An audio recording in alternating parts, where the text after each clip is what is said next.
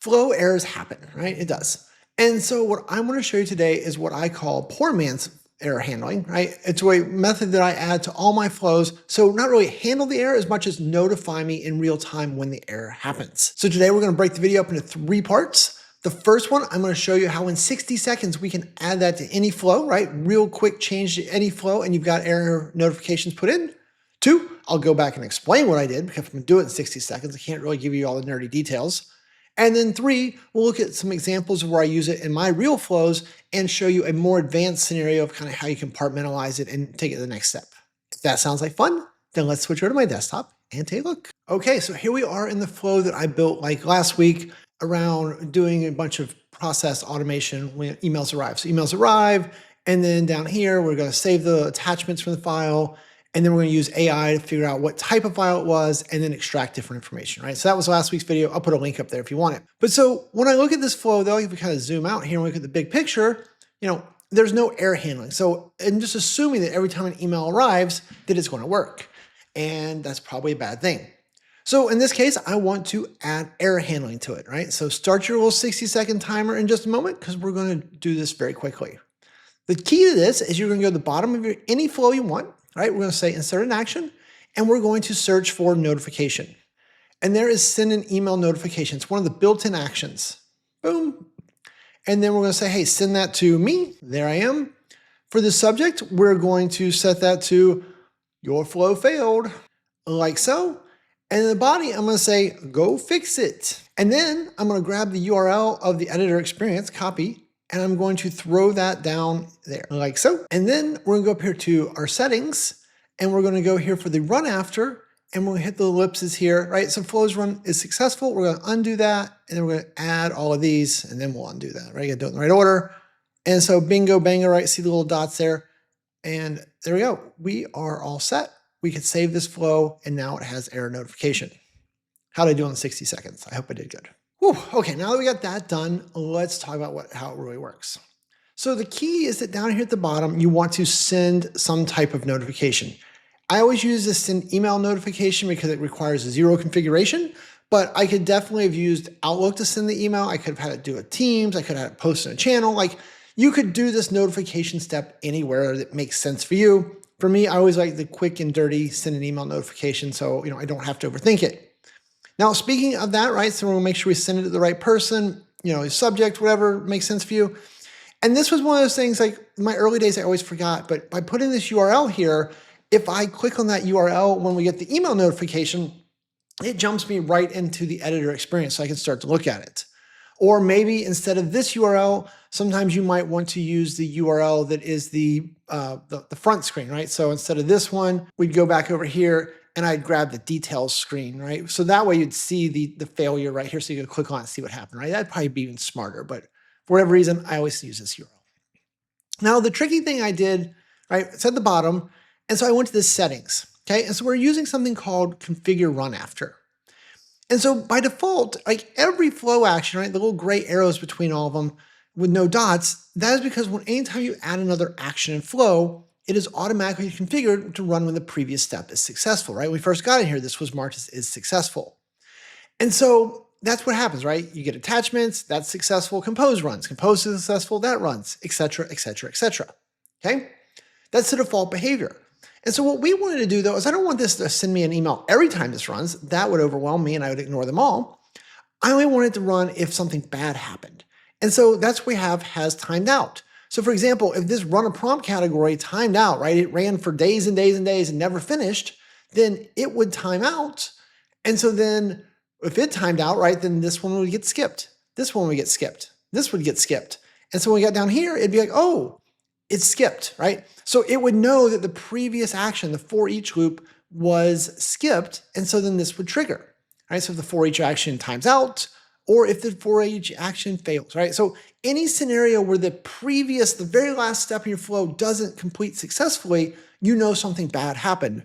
And so that's what we're doing here, right? We're going to then send an email, but only in those cases. So the reason I call it poor man's, right, is I can dump this on the bottom of any flow ever, right? Boom, boom, boom, boom, boom. And so if you were to look through all of my real production flows, every single one of them has something like this at the bottom that just triggers as fast as possible when it goes, right? Because, I'm not trying to handle the error. I'm not trying, and there are videos out there that talk about, try, fail, catch loops and all these crazy, different ways to do like really advanced error handling. You can do that.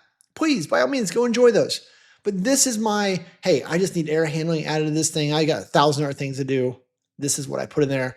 And so me and my students, we started calling this poor man error handling.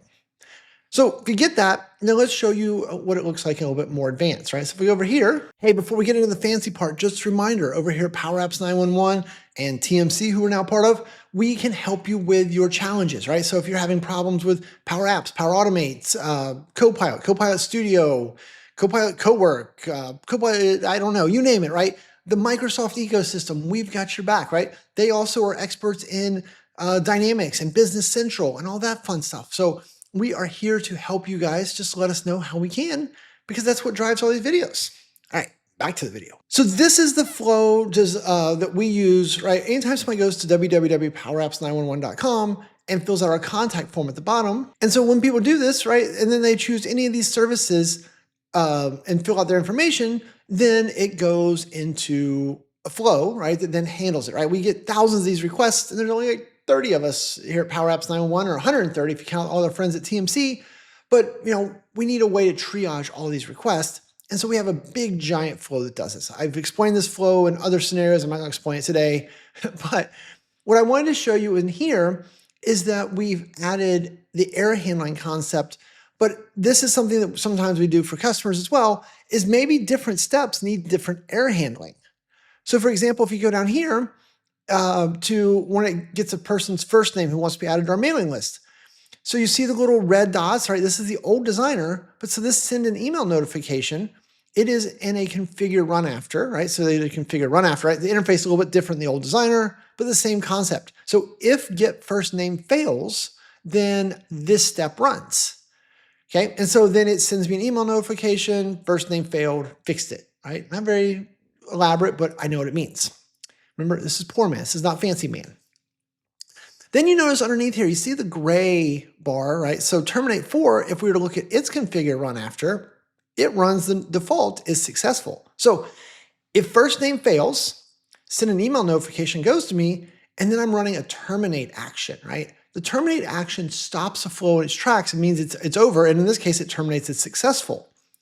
So this is important, right? Because I have multiple steps here, but I don't want, if this gets triggered, right, to, break the whole thing. So I have to kind of think through the way that this would work. And so I just put terminates in after every one, right? And if you look at get last name, what it does, configure run after, is it only runs if terminate for was skipped, right? Because think about it. So if get first name is successful, then send an email notification doesn't get ran, right? So it gets skipped. If it gets skipped, terminate for only runs if that ran successfully, so it'll get skipped. So since both of these skipped, then get last name will run because they got skipped. And so then it'll do its job of extracting out the last name. Okay. So this is important because like when I think about customer scenarios, this is a little bit more in line with what you'll see, right? It's the poor man's on steroids. I don't know. It's a little bit better. My analogies are not great here. And the idea here is that like I had a customer, we did this where we're importing a bunch of data from Excel, and there's all these different steps, and there was like 5 different ways it could fail. But basically if the first section failed is because they forgot to put a table into the Excel. So the email was configured to send it to the user that started the flow and say, hey, you uploaded your Excel file, it didn't have a table, please add a table and try again, right? Because it was safe for them to rerun it because that one just bombed out altogether. But if we got down into like the bottom bowels of the thing, right, where we're processing line by line, if it failed there, then the message would be, hey, your flow has failed. We don't know why, right? Because it's not supposed to fail there. You're going to need to contact IT or contact the flow, administrator to get assistance with this because their data import failed in the middle, so they can't just rerun it because they'd end up with duplicate data. So we had to like solve that one really different. So this is what happens, right? This is when you take poor man's one step further and you start to incorporate it in.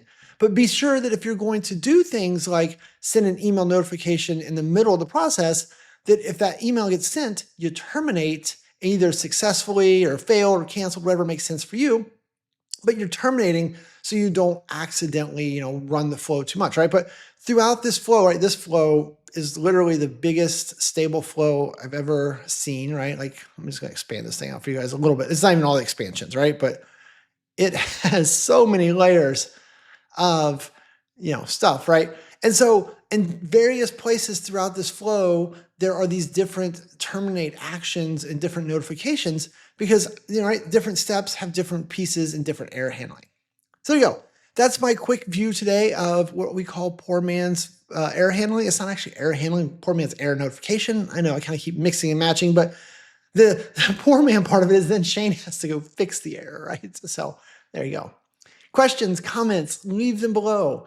Ideas, like things you'd like to see in future videos. I'm all ears. Right? This is where stuff comes from. This came from a student question a couple weeks ago in class. Like, they reminded me of this. I'm like, oh, I bet the world would like to see this. So with that, I'm going to say thanks and have a great day.